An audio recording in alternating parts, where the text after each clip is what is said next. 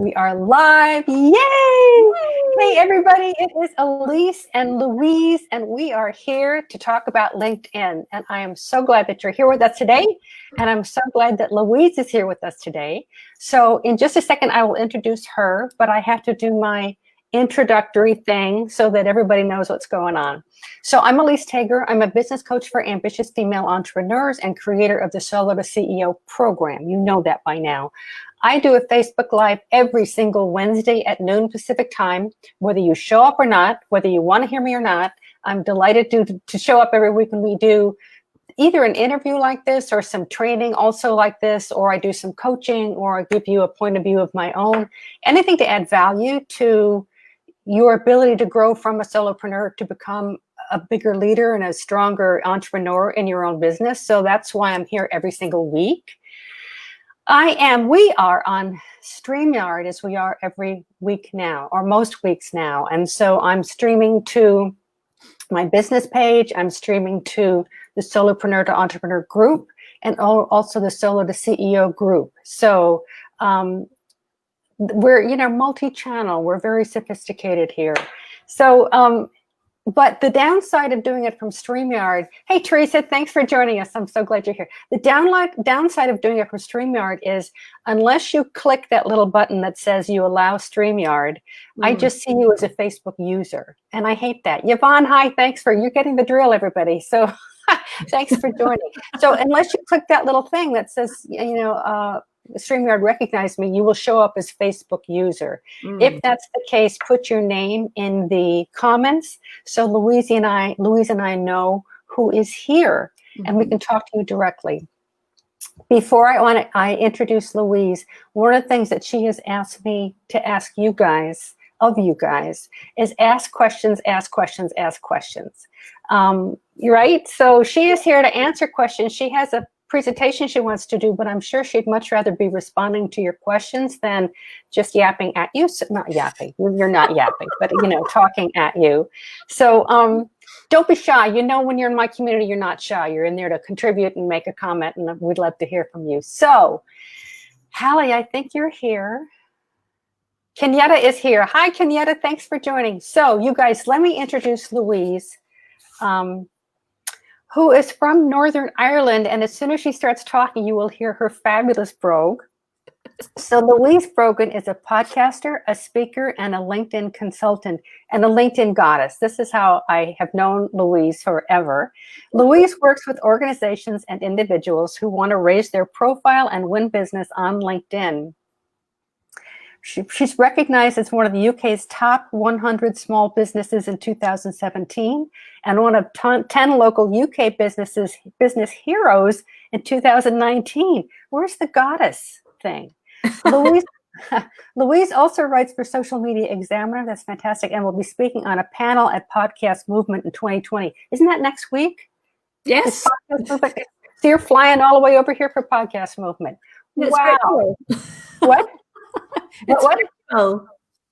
Oh, it's virtual. Yeah. That's right. Okay. Anyway, Podcast Movement is awesome. Anyway, so that is who Louise is. I see Kenyatta is here. Someone says good afternoon.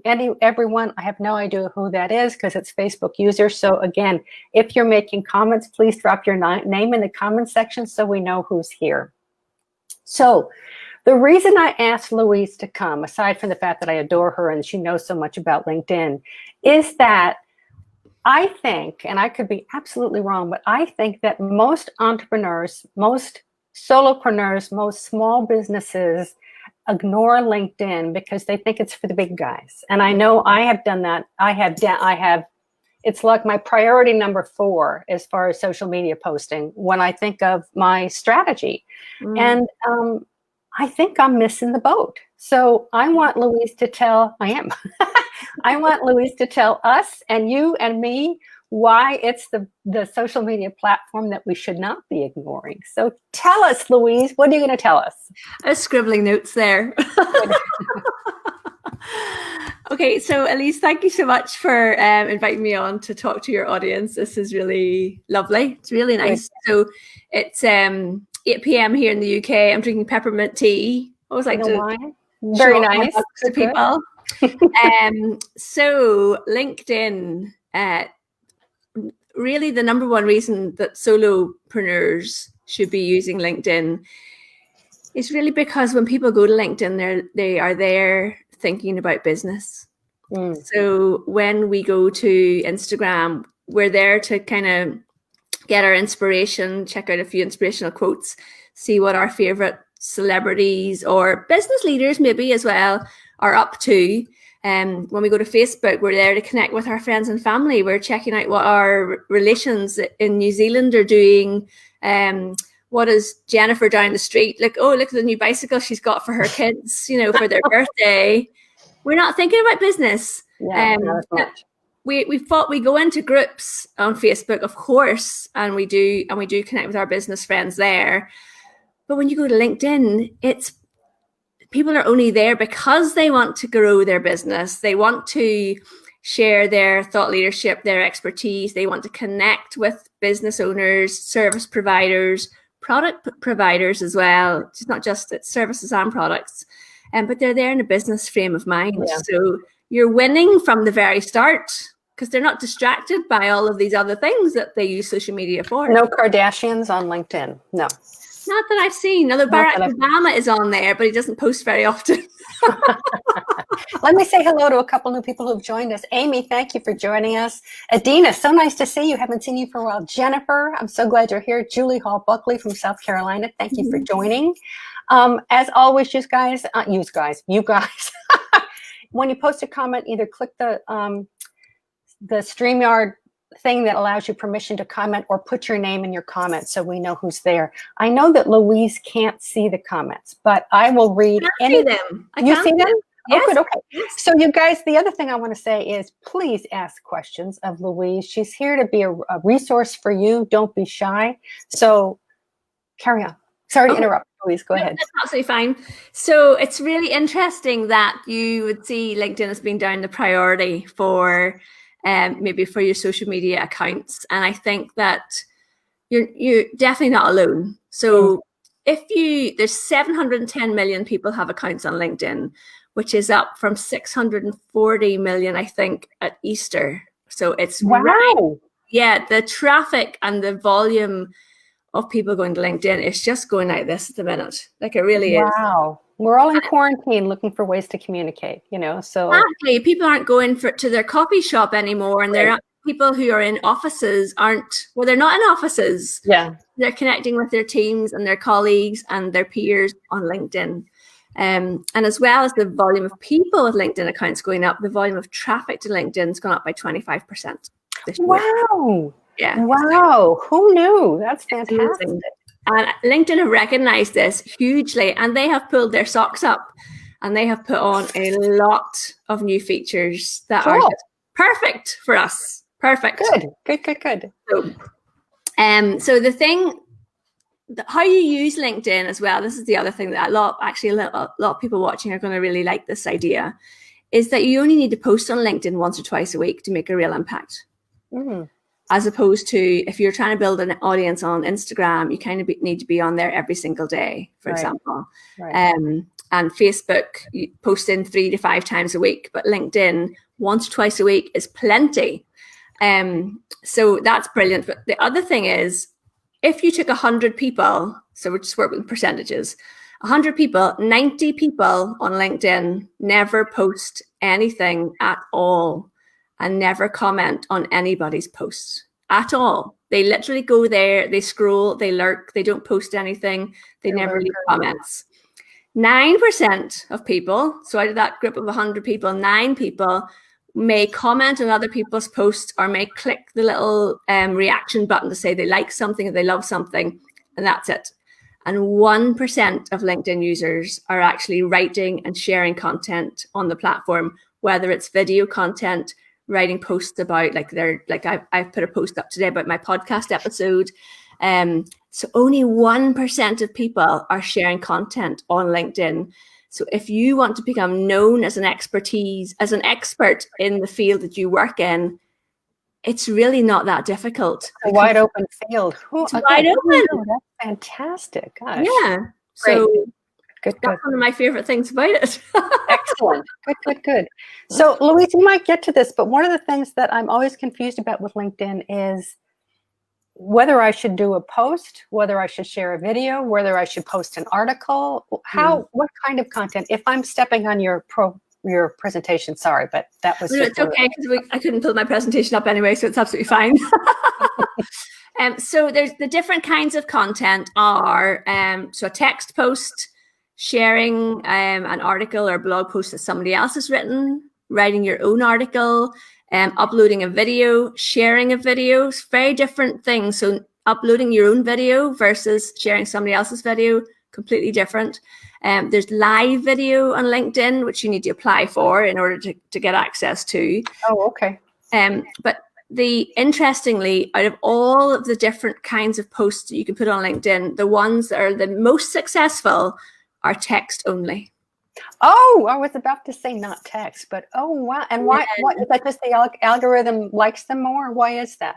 Yeah. So the way I work with my clients is you have to have a real mindset shift about working with LinkedIn. So when you're writing a post, it's not that you're broadcasting to your audience. I say you're starting a conversation. Mm-hmm. So, for example, if I wanted to talk to people about how to use video on LinkedIn, I wouldn't say, here's how to use video on LinkedIn. Here's 3 things to do. Because I'm not broadcasting at my network. You're building relationships with your network. So you want to start a conversation. Have you ever used video on LinkedIn? Have you posted video on LinkedIn? Do you know what you create a video about? And when you write posts like that, your network, it is definitely a climber. Like, it's a builder your LinkedIn presence, because if you went and did that today and you've never engaged with anybody in the last 3 months, the likelihood of people actually replying to you today is probably small. But if you are consistent with it, people will get to know that you start these conversations, and that because you've asked them a question, they're much more likely to actually respond to your question. And then as soon as you see responses happening, your post gets shown to a lot more people engage with your post. But text-only posts do better than anything. This is totally different. This is a totally different strategy for how to use LinkedIn versus the other social media platforms. Totally different. Awesome. So give us the skinny on how, here we are, solopreneurs or entrepreneurs. How do we get started optimizing LinkedIn for our purposes? Okay, so the way I work with people is I talk about there being 4 pillars to LinkedIn to use it effectively. Everybody taking notes here? This is important. So the number one thing, and really, if you think about a 3-legged stool, right? So the seat and then the 3 legs. So the seat of your stool is your LinkedIn profile.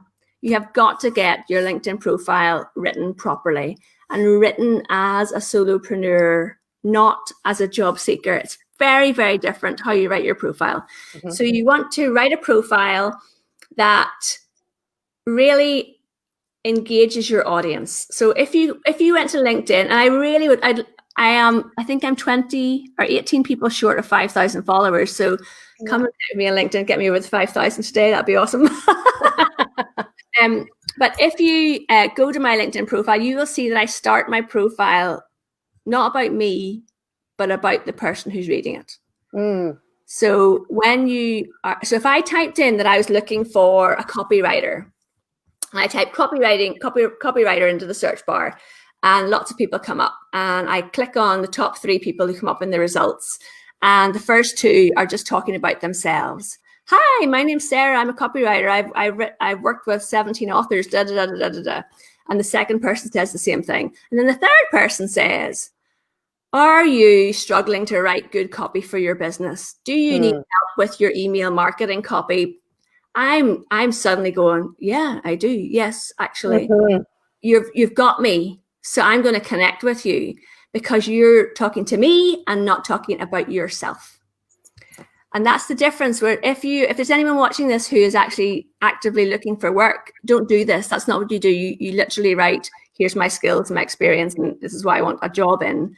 But if you are a business owner, you write it to attract your ideal client. So there's so many pieces to your profile. You've got your name, your headline, your about summary, which is where you're writing this bit that attracts your client in. You've got a whole space to put featured contents. That could be a video of you talking. It could be an article that you've written, and that really highlights your top things that you want to be known for. And then you have your experience section, which is your previous roles. Again, unlike a job seeker, you do not need to put everything you've ever done in here. Right. You want to highlight what you want to be known for, because the search engines and the algorithms are trawling through your profile. So if you did, say, a lot of the clients I work with will have had a corporate career for, say, 25 years. They've left that corporate career to start their own business. There may be a leadership development coach. There may be a sales coach. There may be started up a business making biodegradable candle wax. Who knows? So whenever they come to me, they're like, oh, my profile is all about my job. And their entire experience is listing every project they've worked with over 25 years. And it's amazing, but they don't want to be fined for that. So I say to them, condense that down as much as you can, because the keywords in there, like project manager and CEO of, whatever, manufacturing, when someone types in manufacturing at the top, you don't want to appear in that anymore. Mm-hmm. So don't think, oh, but this is my entire career history. No, it's not, because you're not looking for a job. You're looking to work with clients who want the skills that you have. That's great. Yeah. So make sure your profile reflects that.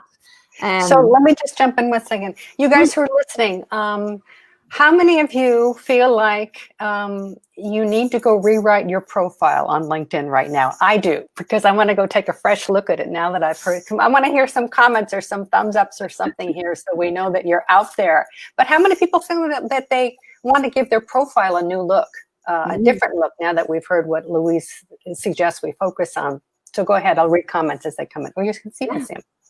Okay. Go ahead, Louise. I'm sorry.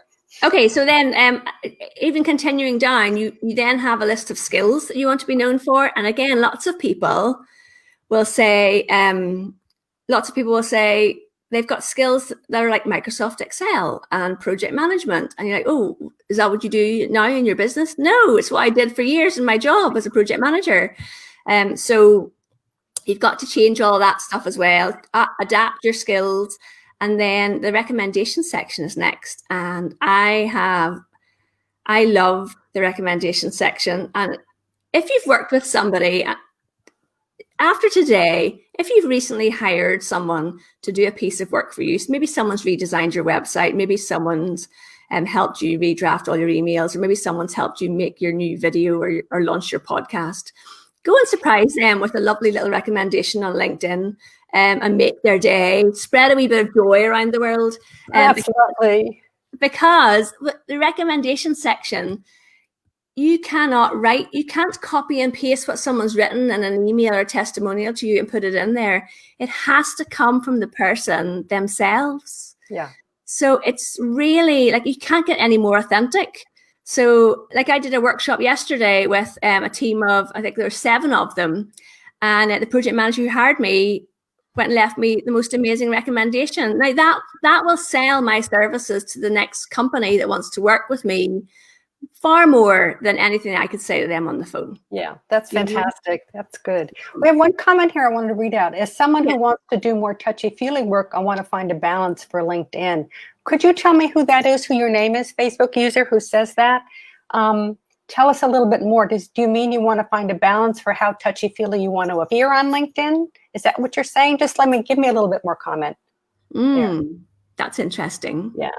Go ahead, Louise, and we'll circle back when she comes back. Can I just say I have the most interesting clients. The lady who writes the show notes for my podcast, I have a podcast about LinkedIn called LinkedIn with Louise. And she said to me, Louise, where do you get your clients from? They are completely fascinating. I recently worked with a celebrity divorce lawyer who has worked with some A-list Hollywood stars on, just the most fascinating people. One of my current clients is a man who does museum tours for the LGBTQ interest groups for the big corporates in America. So like American Express and people like that. Where do these people find me? It's amazing. I love it. So it's just always really... That's wonderful. So Amy, thank you. Kenyatta says, I purchased one of Louise's LinkedIn profile assessments and I'm implementing her suggestions now. Yay! So y'all know Louise. That's fantastic. Amy, you probably are the one who talked about being trying a balance between being touchy-feely and being business-oriented. As a life coach, I want to let your humanity show. I want to share thoughts that are less than corporate.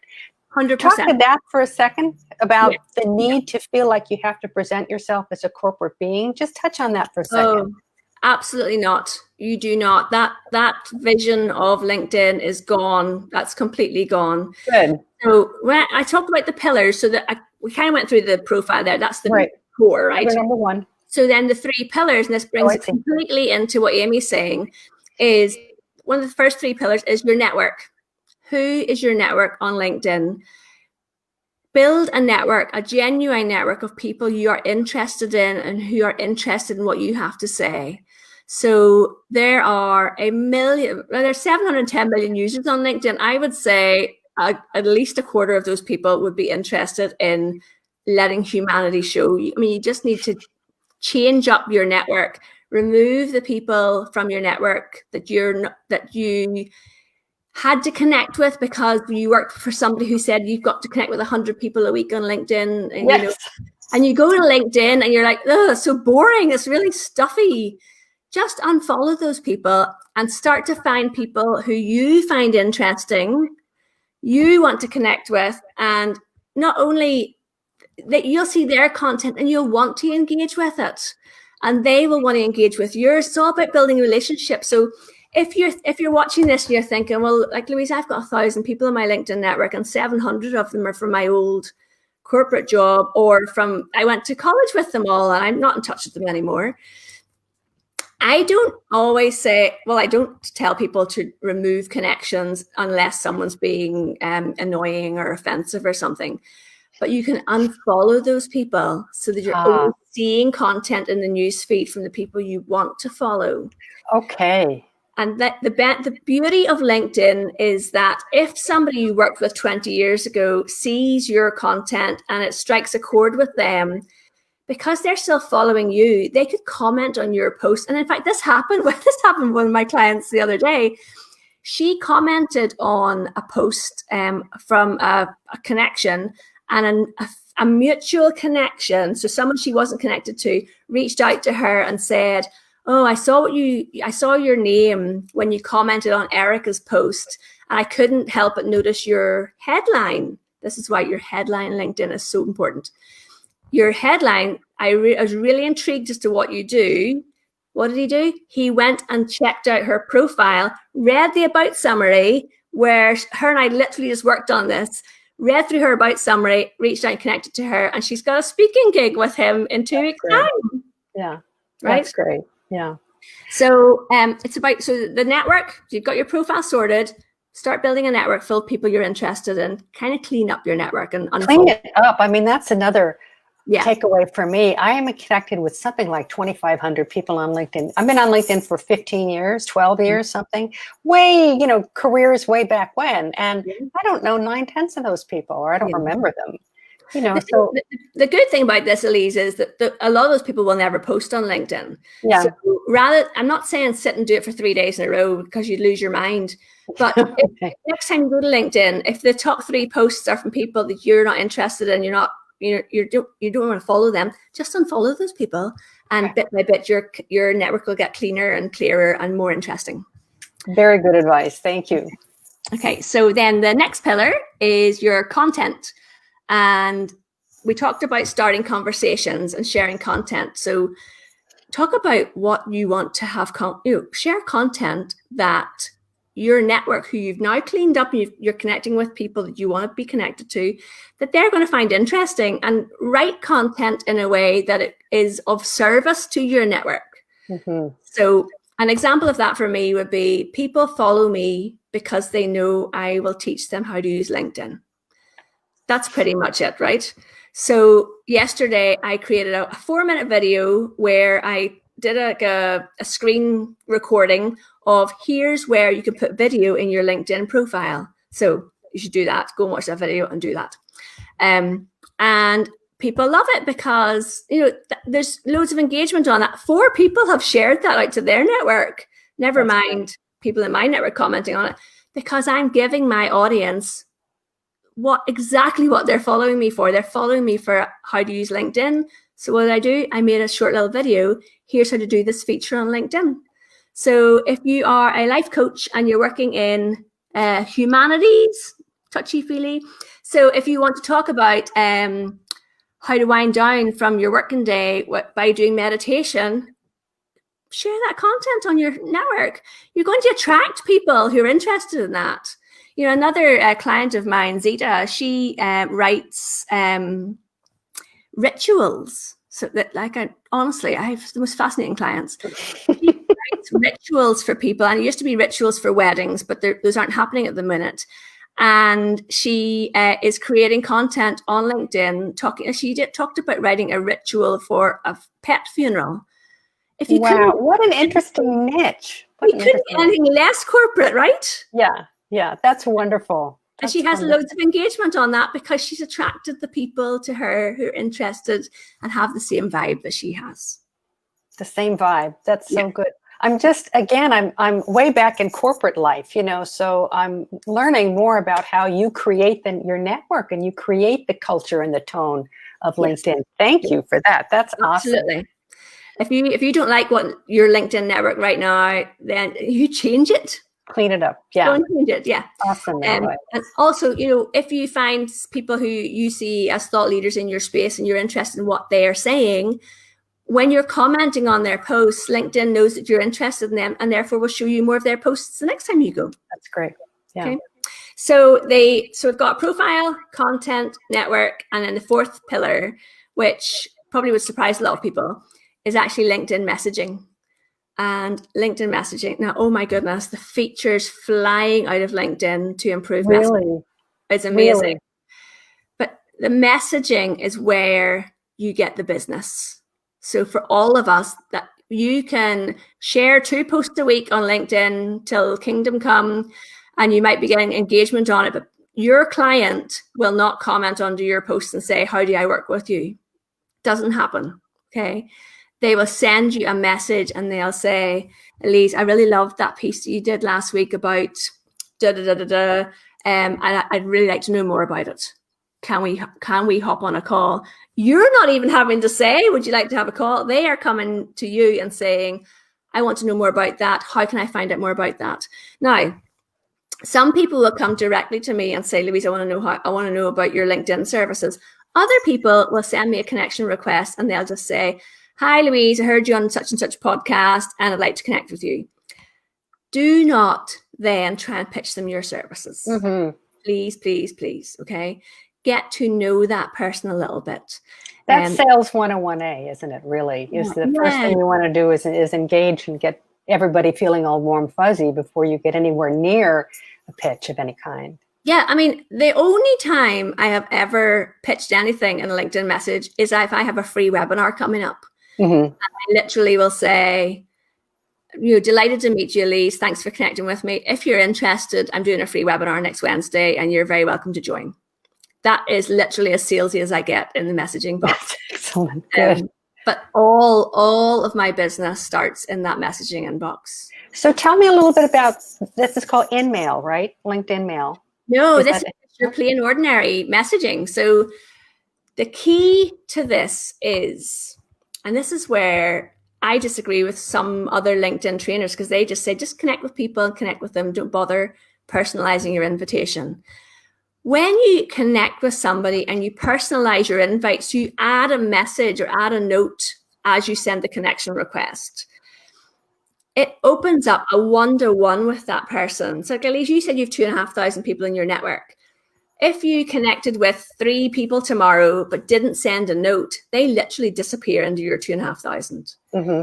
If you connect with somebody and you send them a note and you say, I heard you on such and such a podcast, I'd like to connect with you. Most people are going to be going, oh, okay. And they're going to reply and say, oh, thanks very much for that. What did you like about that podcast? Suddenly you're having a one-to-one conversation with this person. Got a conversation going. Yeah. And then whenever you put a post up next week, they are much more likely to comment on it because you've had a one-to-one conversation.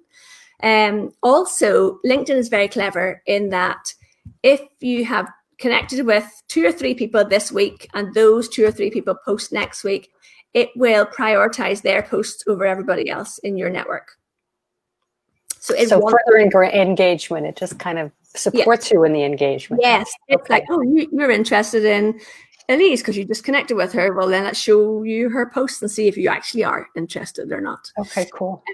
But what LinkedIn have done yesterday in the UK, I don't know how long you've had, you might not have had it until yesterday in America as well, is you can now set up a Zoom call in your messaging in LinkedIn.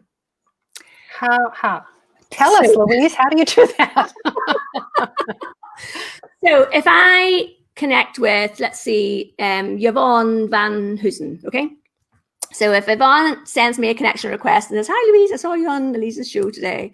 I'd like to know more about your services. And I say, all right, okay, well, if you want to set up a call, let's do that. So down at the bottom, there is like a little video camera, and it's like the third option along. So you can send a video recording directly to somebody in messaging. That's not what I'm talking about.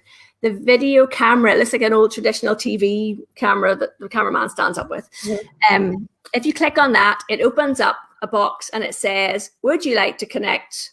Would you like to create a video chat using Microsoft Teams, Zoom, or something, Blue Jeans, which I don't use Blue Jeans. Wow. I'm not aware of it. So I click on Zoom. It then says, would you like to connect to your Zoom account? Oh, yeah, please. It takes you to Zoom. You log into Zoom. Takes you back to LinkedIn. And then it says, would you like to have an instant video? Which I think most people will be going, no, I'm not ready. Or would you like to schedule a call? So you can literally click on schedule and you can say, okay, would you like to have a chat next Tuesday at 4:00? And you schedule it in and it goes into your Zoom calendar. Wow. I know. That's a new feature, right? Pretty much. Brand new, yeah. Yeah. Wow. That is awesome. Couple questions here. Yvonne says, Louise, can you get what you need out of LinkedIn without upgrading to premium? And do you suggest that we do that at the start? So premium versus the free version. What's your comment there? I strongly suggest you do not get premium at the start. I suggest you start building those 4 pillars that I'm talking about, getting your profile sorted, start building your network, start sharing content, and start connecting with people through messaging. And then when you know that you've got traction on LinkedIn and you're getting engagement with people, only then experiment with trying out LinkedIn Premium. A lot of people just don't need it. But what I personally find it brilliant for is when I go into LinkedIn, I can see everybody who's looked at my profile in the last 90 days. Right. You might be thinking, well, what's the benefit of that, Louise? So if, for example, Kenyatta hired me to do her LinkedIn profile review. So if Kenyatta was looking at my profile today, I would see that and I go, oh, that's interesting. Kenyatta's looking back at my profile. I might send her a little message and say, hey, how are you getting on with that LinkedIn profile review? Did it give her everything you need?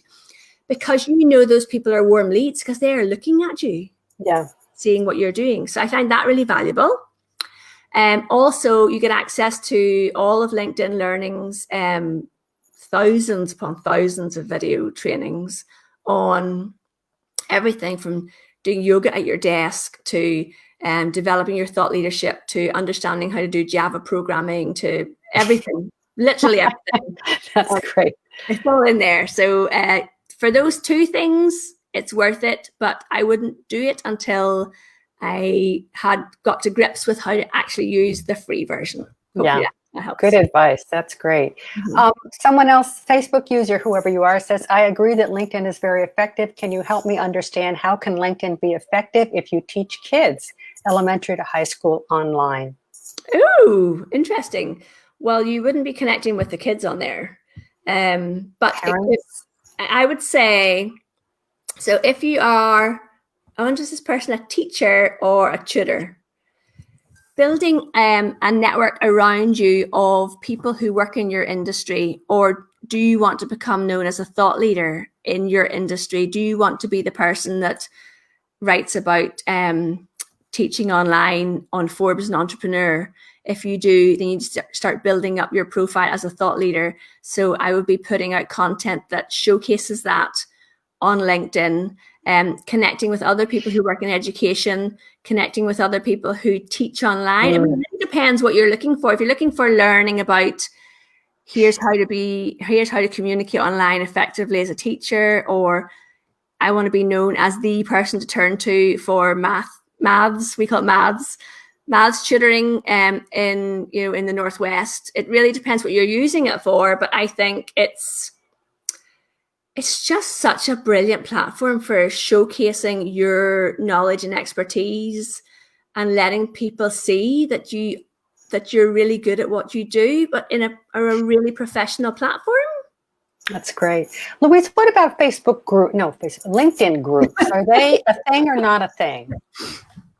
So if you asked me this about 2 months ago, I'd have had a different answer. Okay, good. Yes. So I have really got quite into Facebook or LinkedIn. See, I don't even say Facebook. I know, sorry. Just rolls out of my mouth. Okay, they've got a long way to go.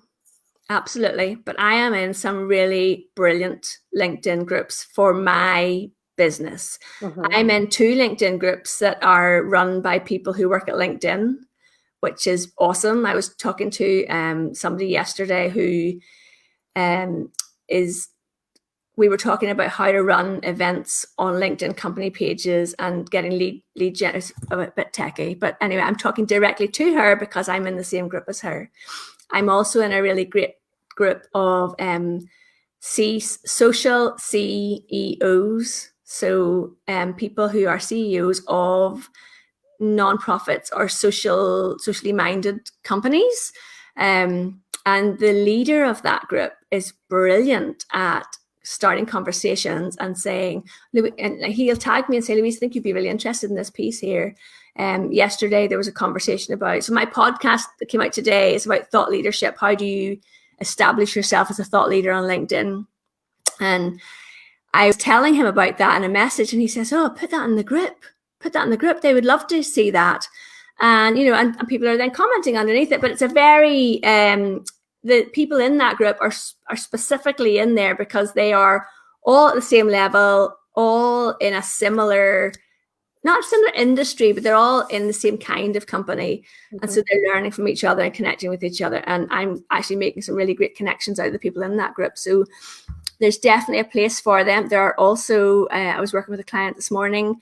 We were looking at some groups with 2 million members. I mean, no good. That's no good. No. So I think I don't think a group that has more than 1,000 people is going to be any use because it's going to be too many people. I think as well, the administrator of the group has got to be really careful it doesn't turn into a spammy place, which I think a lot of groups kind of went that way. But yeah, I created a group for myself, and I'm playing around with and experimenting with it before I publicize it because I want to see if my members are engaging with it or not before I try and grow it. So, but I think your jury was your attitude about the groups has changed. Before 2 months ago, you would have said, nah. I would say no, don't bother. Yeah. So I think that a resurgence. I think LinkedIn, it's going to be the next thing that they really investigate using better. Okay, so good. Adina has a great question. Louise, I'm a business coach niching down to serve lawyers. I'm a member of 3 LinkedIn lawyer groups. Should I target my post to those groups or post it on my main profile? Thanks, Adina. Great question. Yeah, Adina, on your main profile. Main profile. Yeah, okay. Definitely. So I wonder how active those LinkedIn lawyer groups are. That's really interesting. I have done so much work with lawyers. It's quite strange. No, it's not because there are not too many platforms that a lawyer would want to be seen on or participate in. LinkedIn is really the only one. Certainly not going to be TikTok. Yvonne, you say, how do you locate a group? So there's a couple of ways, Yvonne. You can literally type in the search bar at the top, or this is quite a clever little sneaky way. If there's somebody who you really admire and you want to connect with, or there is a company like a company of like 50 to 100 people, and you're like, I'm really targeting that company. Mm-hmm. So you're kind of connecting with the important decision makers in the company, and commenting on their stuff, and making valid and relevant comments. If you go to that person's profile and scroll down to the very bottom, there's a list that says interests. Interests is like the pages that they follow, the companies they follow, or maybe the groups that they're in, not LinkedIn groups, but maybe they're a member of Lean In, or they're a member of something like that. If you click on that interests box at the bottom, I think it says see more or more information. Click on that, and then a pop-up window appears, and you can click on groups, and it will show you what groups that person is in. Awesome. That is awesome. Yeah, so again, helping you get very strategic about the kind of group that you join. That is awesome. All my training, everything I teach people about LinkedIn is so strategic. I should be in the army as a strategist. Who has more questions for Louise? We've been on for 40 minutes. I bet we could talk for another hour, but I don't want to keep you. Anybody have more questions for Louise? This has been fabulous, Louise. I've learned so much in just this time. Excellent. You've got kids. I don't want to keep Louise forever. Yeah, my 10-year-old will be going to bed soon. Yeah, it's late for her time. Louise, will you come back another time? I think you have so much to share with us. We would love to see you again.